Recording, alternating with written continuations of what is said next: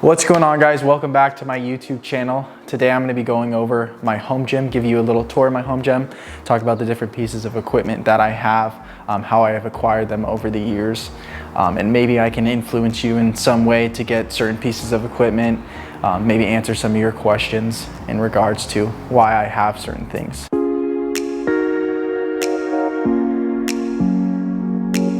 A little bit about my home gym. I've had my home gym since 2018. Shortly after high school, I started investing in my own home gym, using my own money, purchasing all the different pieces of equipment, and it really helped me stay consistent and improve overall fitness level and eventually improve my powerlifting lifts because I was able to do them all at home with a busy schedule, being a student, etc. But today I wanted to also talk about the 5 reasons why you should have a home gym. I understand that not everyone has the space or the money to buy a home gym, but here are a few reasons why I have one. One's gonna be it's convenient and it saves a lot of time. You don't have to drive to the gym. You don't have to fit the gym into your entire schedule for the day. You know, sometimes the gym's busy during certain hours of the day, and that just is completely eliminated when you have a home gym. You can work out whenever you want to. That gets into the second point, flexibility. The gym obviously has normal operating hours. It closes and opens at a certain time in the day, and with a home gym you can get up early, you can get a workout in, or you can get a workout in late after work or after you're done studying. It's just gonna give you more opportunities to actually do the work. 3, you're gonna save money. Everyone thinks that a home gym costs a lot of money. I'm here to tell you that it does cost a lot of money, but over time it's gonna be worth it. You're gonna save money on gym memberships, and if you keep your equipment in tip-top shape, if you take care of your equipment, it's gonna last decades, and you're gonna end up saving money in the long run, not paying for a gym membership. And obviously the gyms that are cheap are not the best. The gyms that are more expensive are gonna cost you more money in the long run anyway, so you might as well spend that money in something that you're gonna be able to keep and that's yours and that nobody can mess with. So 4 is gonna be comfort and privacy. Home gym allows you to try different movements, different exercises in the comfort of your own home. You don't have to worry if people are watching you as you would be at the gym. You can challenge yourself in different ways. That's how I started Olympic weightlifting. It's kind of an interesting style of lifting, and thankfully since I had a home gym I could practice it and fail over and over again, but improve day to day on that specific style of training. And then 5, the most important reason why I think you should get a home gym if you can afford one, if you have the space for one, is gonna be consistency. When your schedule gets extremely busy, you're gonna want something that's easily accessible so that you can get your lifts in every day. It's gonna keep you consistent. You're not gonna have any excuse. You don't have to drive somewhere to go work out. You don't have to get ready for the gym. You can just put your shoes on, put your clothes on, and walk in your garage or walk in whatever area that you set aside to be your home gym. And that's gonna keep your workouts fluid. It's gonna keep them going day to day, week to week. And that's the most important reason why I think you should have a home gym. It's gonna keep you consistent. All right, now I'm gonna get into the different pieces of equipment that I own, that I use on a day-to-day basis. Starting off with my squat rack. This squat rack's from Rogue. I actually got it used on Craigslist. I got a pretty good deal on it, but it's a great squat rack. I've had it since the beginning, and I basically use it for every workout every day. Squat, bench, deadlift, and everything in between. You're gonna use your squat rack for a variety of different movements, and you wanna make sure when you purchase a squat rack that you get a good squat rack. With all the equipment that you buy for your home gym, there's a saying, it goes buy nice or buy twice. So you wanna get the nice piece of equipment first, or it's gonna end up breaking and then you're gonna have to end up buying something else to replace it. But with that said, I have a squat stand. I like the flexibility of a squat stand. You're able to walk the bar all the way out. You're not limited to a small confined area like you would be in something called a power rack. That's those big cages that you see people have. Those are definitely a little more safe, but they limit you in your ability to move around them and whatnot. And my squat rack's gonna be sitting on top of my deadlift platform. So my deadlift platform, I got the idea off of YouTube, and my deadlift platform just basically consists of 2 4x8 pieces of OSB underneath, and then on top I have a sheet of plywood and then some horse stall mats that I cut in half to create the deadlift platform, so that when you're lifting, you don't have to worry about cracking the foundation or damaging the floor. And in my garage, it's on a little bit of a grade. So I saw another YouTube video that basically explained how to level your deadlift platform. I got a bunch of sheets of plywood, and I cut them to make sure that the platform is actually level so that the bar doesn't roll down the hill. That's pretty much it for my squat rack. Moving on to my barbells, I have my Olympic weightlifting barbell, and then I have my powerlifting barbell. The primary difference between these two is that the Olympic barbell doesn't have a center knurl, and it has a less aggressive knurl. The knurl is this grippy portion of the bar. This bar also rotates more freely, so when you're doing your lifts like your snatch and your clean and jerk, it's gonna move more fluidly. Whereas our power bar is a little more rigid. It has more aggressive knurl, center knurl for your back when you do back squats, and it's more aggressive knurl allows you to maintain a better grip when you're lifting, doing things like the deadlift. And it's also not gonna rotate as freely as our Olympic bar does. Down here I have my bumper plates and my weight plates. Bumper plates are extremely versatile because you're gonna be able to drop the weight without worrying about it cracking the floor or without worrying about it damaging your bar. It's also gonna let you do all the Olympic lifts with ease. And then I also have cast iron plates here as well. So when I am lifting a little bit heavier, when I'm doing squats or deadlifts, I can use those on the ends in conjunction with my bumper plates to be able to load up the weight a little higher. Here I also have my pull-up attachments. So we live in a townhome, it's a rental. I couldn't drill a pull-up bar into the wall, so this was the second best option. I think J Color makes these, they're available on Amazon, but these are by far the best door-mounted pull-up bars or pull-up handles I've ever used. They're pretty stable, and they basically just connect into the door, and I'm able to do pull-ups right here.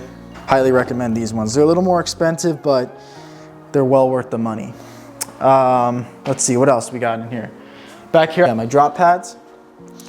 These are what I use for Olympic weightlifting. So when I'm done with like a clean and jerk or a snatch, I'm able to drop the bar onto the ground, and it's gonna basically silence the noise, and it's gonna absorb some of that impact. You don't necessarily need these if you buy bumper plates, but I just use them just to be a good neighbor, to not make a bunch of noise and piss people off. Also got extra mats to use for like deficit deadlifts or any other variety of movements that I want to try out for the day or for that workout. Over here I have all my little attachment pieces that I might use for different style workouts. I have a landmine attachment. This is good for like T-bar rows. I also have a T-bar handle, which I'll show later on. This is really convenient. This is another good piece of equipment. It's called a Nordic hamstring curl attachment. This actually goes in the door so that you can do Nordic hamstring curls. Ideally, I'd like to have one of the actual machines where you can do them, but this will do for now. Here I have my wall ball. Wall balls are good for circuits, high reps, getting the heart rate up, getting you working hard, getting you breathing fast. And then over here, I actually created a target for my wall ball shots. So I measured 10 feet up from the ground, and then I drilled a little plastic or metal sheet into the wall so that it wouldn't damage the wall itself. Something to aim for when I lift. Moving over here, I have my benches. I have my my powerlifting bench, my flat bench, and then I have my adjustable bench. Ideally, you want to get a bench that can do both. You're gonna pay a little bit more money for one that does both, and that's really solid. But these are the ones that I have, and I had not thought about that at the time that I bought my powerlifting bench. You also want to buy a bench that is a little higher off the ground so that you can use your leg drive to bench heavier and with better technique. And then over here I have my sandbags. I have two different types of sandbags. I have my Rogue Strongman sandbag. This is 100 pounds of sand in it. And then I have my Titan sandbag. This one has a variety of different grips on it, and it weighs out to 75 pounds. I love using sandbags for all my different types of circuits, challenging different muscles. You can do cleans with them, you can do step ups with them, carries with them, etc. It's just an awkward weight, and piece of equipment, so it's going to challenge different muscles than like a dumbbell or a barbell would. And then back here I have these little cheaper style squat stands. I don't use these too often, but sometimes I'll take them outside so I can get some sun while I'm lifting, and I'll utilize them. I wouldn't recommend those as your main squat rack though. I would invest in something like a Rogue squat rack instead, or spend a little bit more money and get better bang for your buck. Moving over here, I have my plyo box. This thing's great for box jumps, step ups, everything in between. It's a good circuit piece of equipment to get the heart rate up, to get you moving, keep you agile. I love my plyo box. This thing's pretty beat up, but that's just because I use it a lot and I find it extremely beneficial. And then moving over here, I have my bar dip station. Bar dips are really good for developing your triceps, your chest, keeping your shoulders healthy and strong. They're also going to improve your bench when you start loading up weight on them, which is an added benefit. And then over here, like I was speaking about before, I have my T-bar attachment, which is used for rows.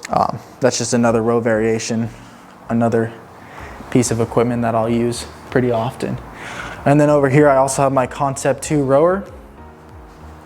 This is a $1,000 rower, but I was fortunate enough to get it for 400 bucks on Craigslist, and it's practically brand new.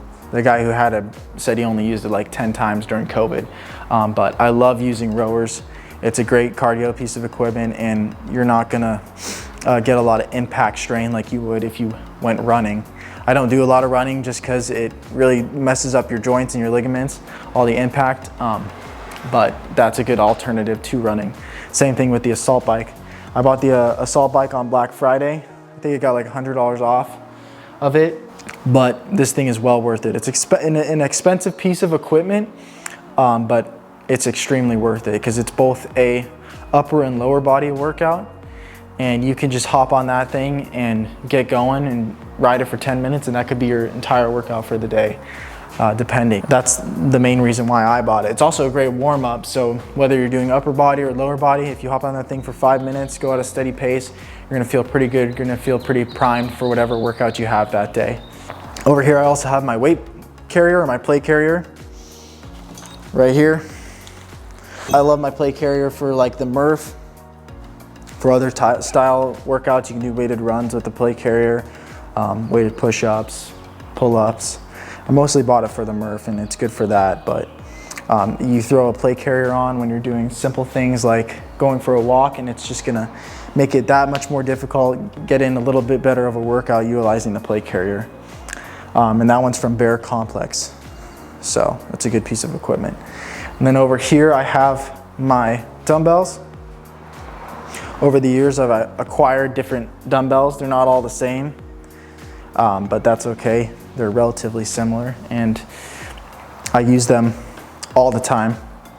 I love dumbbells because they allow you a little bit more variety than the barbell does, and it's also going to challenge different muscles and different flexibility, different stability when you use dumbbells throughout different ranges of motion, different movements. And then I have my speaker, of course. You got to blast the tunes when you're working out, keep you motivated, keep you going hard. And then behind all this stuff, I have my kettlebells. I have 2 kettlebells from Titan. They're the adjustable ones. I think they adjust from like 24 pounds to 72 pounds. And so there's basically a little piece at the bottom that you use a wrench to open up, and then you can remove or add plates to make it heavier. It's a little inconvenient to set up in the moment, but if you set it up ahead of time, it's a great tool. Now over here I also have a multi-grip bar.